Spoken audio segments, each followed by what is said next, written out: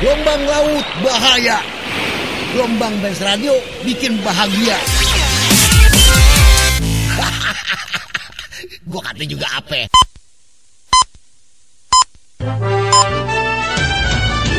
Sejumlah informasi dari berbagai daerah di Provinsi Banten kami sajikan dalam Berita Banten yang dipersembahkan oleh PRSSNI Banten dan disiarkan serentak oleh seluruh radio anggota di 8 kabupaten kota di Provinsi Banten.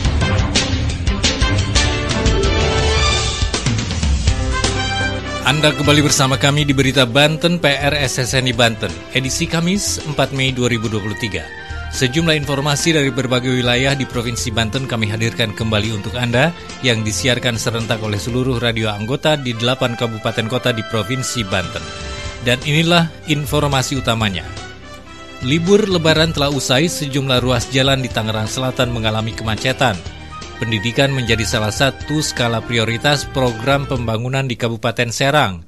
Data Dinas Sosial Kota Cilegon menyatakan sebanyak 1.030 warga Kelurahan Taman Baru, Kecamatan Citangkil, miskin ekstrim.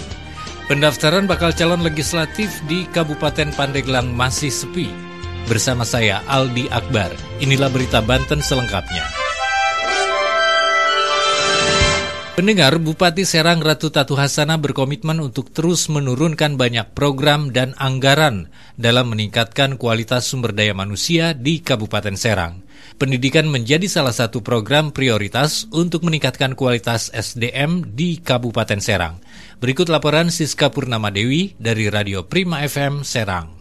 Bupati Serang Ratu Tatu Hasana berkomitmen untuk terus menurunkan banyak program dan anggaran dalam meningkatkan kualitas sumber daya manusia di Kabupaten Serang. Dan pendidikan menjadi salah satu program skala prioritas Pemda Serang, di mana pendidikan merupakan salah satu indikator untuk meningkatkan Indeks Pembangunan Manusia atau IPM. Pemkab Serang berkomitmen untuk melaksanakan program pemerintah Merdeka Belajar. Hal itu diungkapkan usai upacara Hari Pendidikan Nasional Hardiknas tahun 2023 di halaman Pendopo Bupati Serang, Selasa 2 Mei 2023. Tatu juga mengatakan ada beberapa program pendidikan yang diturunkan, yakni beasiswa untuk siswa sekolah dasar sebanyak 1.300, beasiswa untuk siswa SMP sebanyak 1.392, dan beasiswa untuk siswa SD SMP penghafal Al-Quran sebanyak 386.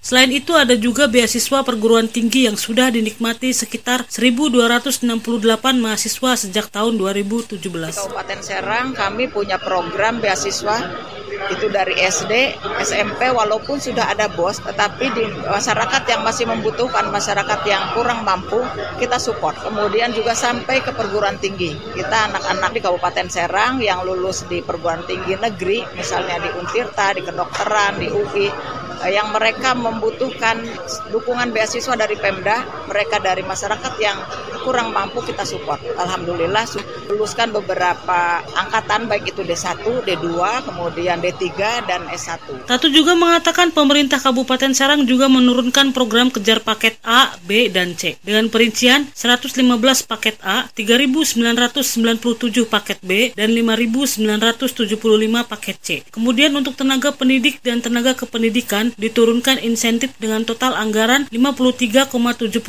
miliar rupiah.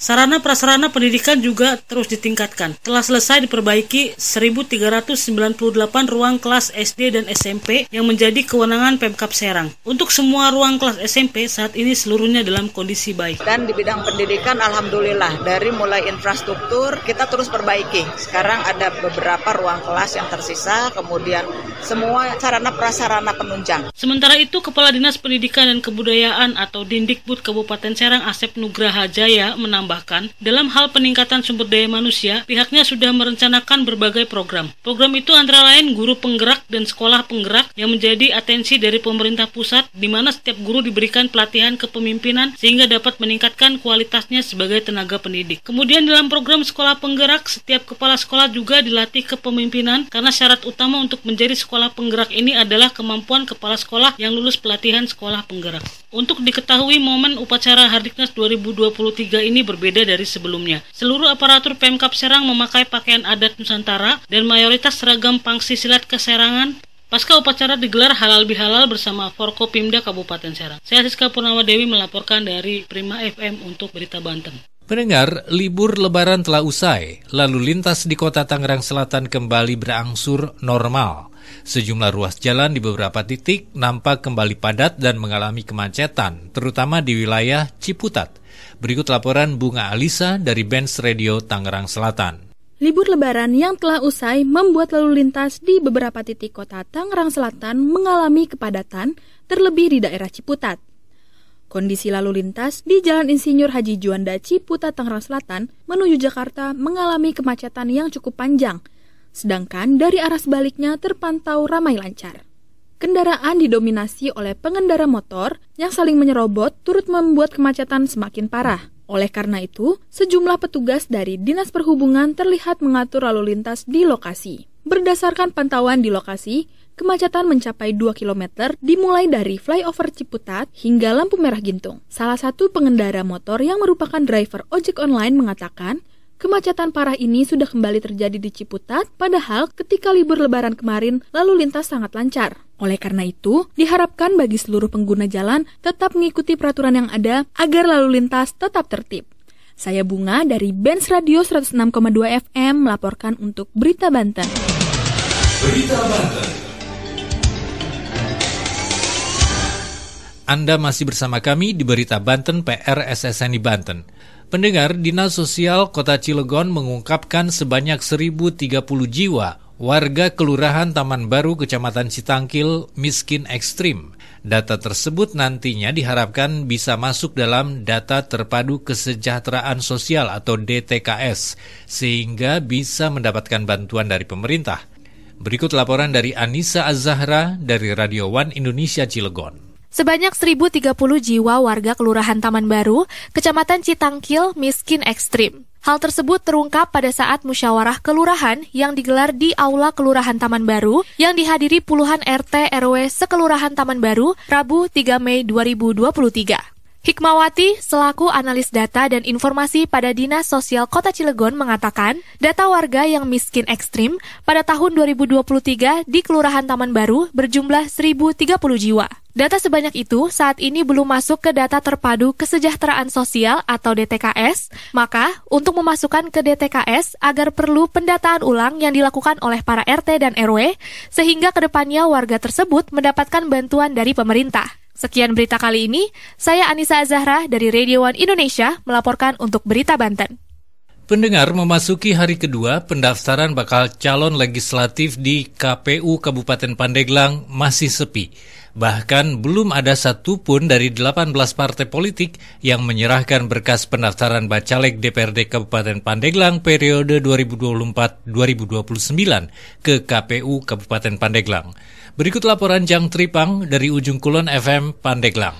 Memasuki hari kedua, belum ada satupun dari 18 partai politik yang menyerahkan berkas pendaftaran bakal calon legislatif DPRD Kabupaten Pandeglang periode 2024-2029 ke kantor Komisi Pemilihan Umum KPU Kabupaten Pandeglang. Padahal, KPU Kabupaten Pandeglang sudah membuka layanan penyerahan berkas pendaftaran Bacaleg DPRD Kabupaten Pandeglang semenjak tanggal 1 Mei 2023.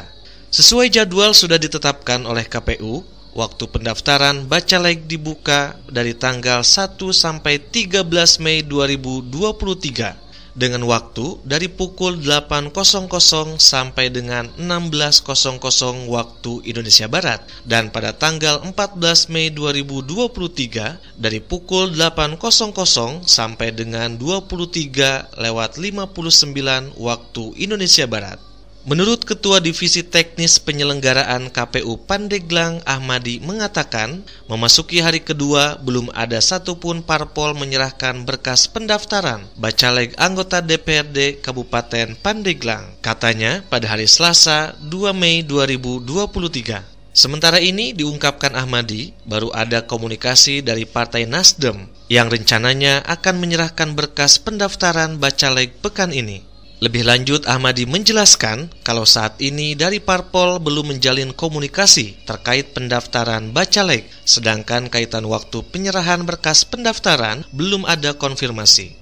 Sementara itu, Ketua KPU Pandeglang Ahmad Sujai mengatakan hal yang sama. bahwasanya pada hari kedua pendaftaran belum ada parpol yang datang menyerahkan berkas bacalek. Demikian Jang Tripang dari Ujung Kulon FM melaporkan untuk Berita Banten.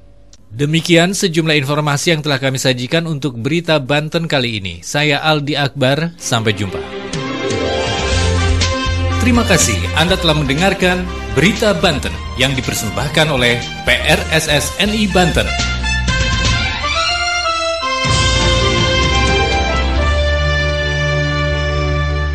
Betawi punya gaya.